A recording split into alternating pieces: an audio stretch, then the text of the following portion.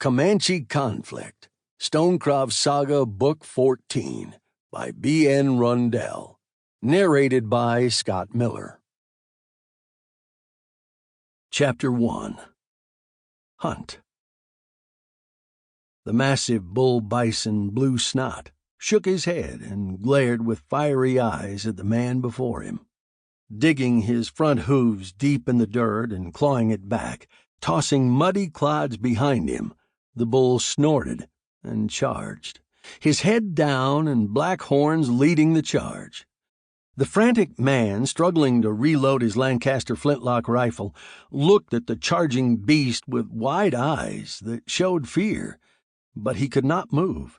His horse had fallen, trapping his leg underneath, and Ezra kicked and pulled as he fought with his rifle.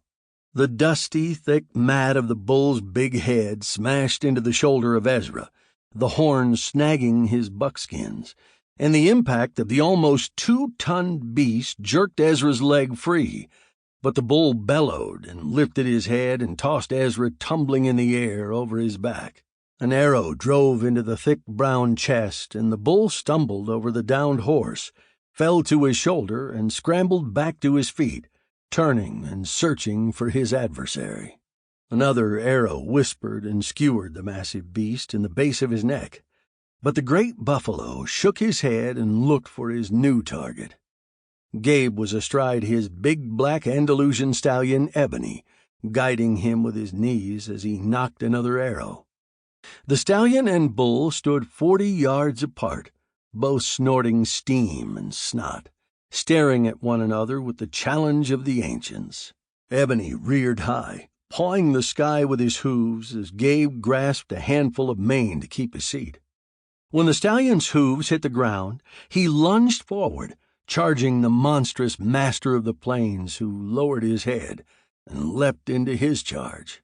The ground thundered with the anticipated clash, but the rider aboard the stallion urged his mount to a quick slash to the side, allowing the bull space to pass. The big beast could not maneuver as quickly or adroitly as the stallion, and the bull, with head lowered, anticipating the contact, the stallion easily sidestepped, and Gabe let fly the arrow that drove into the lower chest of the beast, burying itself to the fletching.